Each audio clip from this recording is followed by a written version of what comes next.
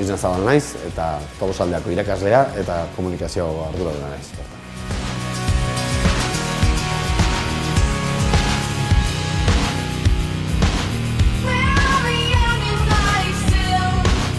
Bat izango litzateke elektrizitatea, bertan goi maila eta erdi mailako ikasketak egiten dira, mekanika, baita ere horre goi mailako eta erdi mailako ikasketa dauzkagu. Eraikuntza metalikoak eta galdagarintza baita goi mailako eta erdi mailako zikloak dira, mantentzea, administraritza, baita daukagu merkataritza, eta baita ere daukagu informatika, goi maila eta erdi maila. Nei txikitatik gustatzen zait informatika eta bi aukeran ezkan da gertu nan eupalako eskola hau aukeratu. Gure ikastetxean gehien bat ikasketa praktikoak dira, zeren azkenen lanbidera edo lan mundura bideratuta daudelako, ez da, lan mundura txertatzea. Normalen izatea, egun erdia klasen ite dugu, teoria pixkat ite dut eta beste erdia tailerren. Lehenengo hilabete nola ez genuken nola zean irakaslea, ez zen hain. Baina gero ja pixkanaka harremanak ona. Ikusten dezuenez, ez dau gela arrunta, ez da ere pupitre danak arbela begira, ez dau ere irakasleen maila. Proiektuaren egitasmoa da etekin handiko zikloak, etazi izena jarri dio. Hau da, alik eta etekin gehien atatzea, hemen ikasketa egiten den ikasle horri. Erronka baten nahi geha, eta erronka da bigarren eskuko azoka bat antolatzen nahi diala. Eta bigarren eskuko azoka hori antolatzeko behaien kabuz egitea fase desberdinetan lan batzuk. Eta azkenean bukatuko da azoka baten gauzatuko da.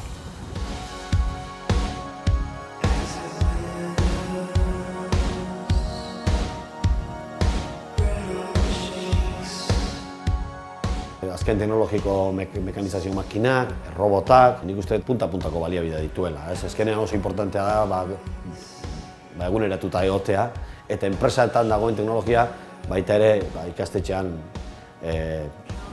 edukitzea azkenen irrada delako, eta hemen ikasten dituzten edukiak gero praktikan jarri behar dituzte enpresan. Orduan berberak izan behar dute edo oso antzekoa. Teknologia ezberdin asko ikusi ditugu kurtsoan zehar, eta hemen egite ditugu denak bateratu.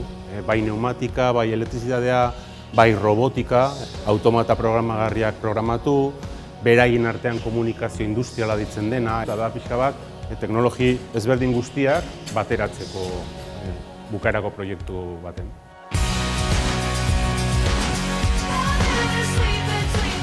Erdi mailatik goi mailara pasatzeko prestakuntza ikastaroa baditugu.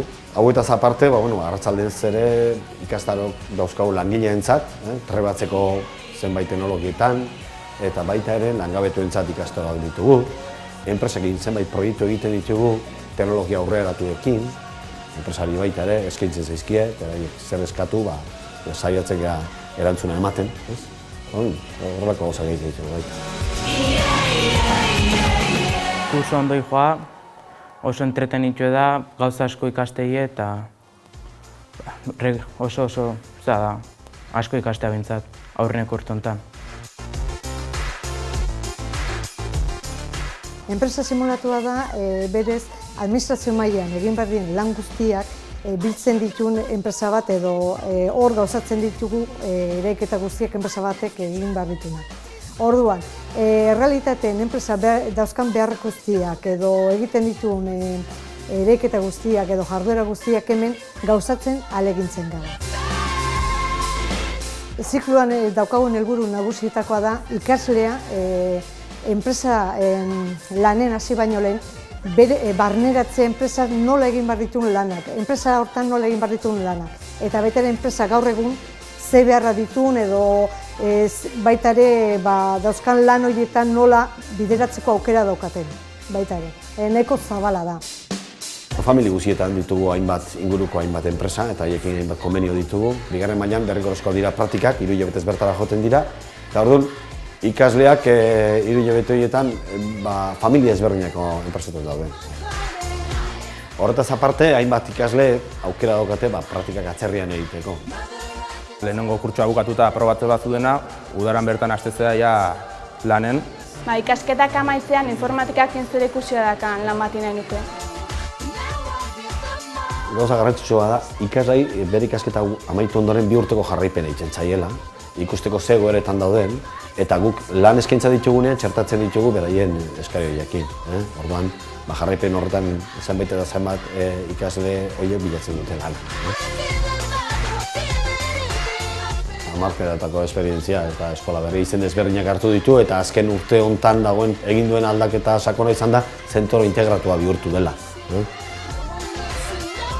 Nik uste dut gaur egungo eguneratuta dagoen formazioa jasotzeko eta kalitatezko formazioa jasotzeko toki aproposa dela.